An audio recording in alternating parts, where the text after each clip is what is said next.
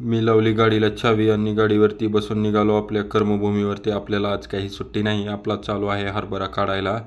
स्प्रिंकलरला पाणी दिल्यामुळे आपला हरभरा काही सरसगट आलेला नाही. कुठं हिरवा आहे तर कुठं काढायला आलेला आहे. तसंही आपली कामं सरत आलेली आहेत, आपली सुगी होत आलेली आहे. त्याच्यामुळं आपण हरभरा घरच्या घरीच काढायला चालू आहे.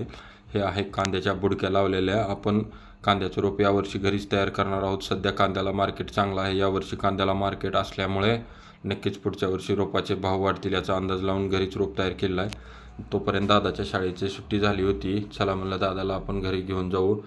आल्याच म्हणला बाबा मला पुढं बसायचे. ठीक आहे म्हणलं बाळा तू पुढं बस. आणि म्हणतो कसा मी गाडी चालू करतो. बरं ठीक आहे म्हणलं चल तू घे गाडी, तू चालव गाडी. मस्त मध्ये बटन दाबून गाडी चालू करतो. आलो धाराशिवला. आपलं एक छोटंसं काम होतं. आलेलं सर्वात आधी गाडीमध्ये पेट्रोल टाकलं. गाडीलाही काहीतरी खुराक द्यावं म्हणलं, नाहीतर अचानक गाडी थकायची आणि कुठेतरी थांबायची. अखंड महाराष्ट्राचे ऊर्जा स्त्रोत छत्रपती शिवाजी महाराजांचं दर्शन घेऊन नतमस्तक होऊन मी निघालो पुढे. हे आहे आमचे मित्र बापूराव यांचे मोबाईलचे दुकान. सर्व प्रकारचे मोबाईल येथे दुरुस्त केले जातील व मोबाईलचे सर्व पार्ट मिळतील.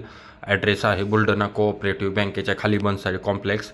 विश्वासाने मोबाईल तुम्ही येथे दुरुस्त करू शकता. सर्वांनी एक वेळ अवश्य भेट द्या. दुपारची वेळ झाली होती. चला म्हणलं बैलांना पाणी दाखवण्याचा टाइम झालेला. ही आपल्या जीवाभावाची बैलजोडी. चला यांना पाणी दाखवून आपण आपलं पुढचं काम बघू. इतर कामं करत करत पाखराकडे आपल्याला उशीर झाला. पाखराचे थवे बघून मला वाटते आज ज्वारीचे पीठ आपल्याला दळून इथंच देतात का काय.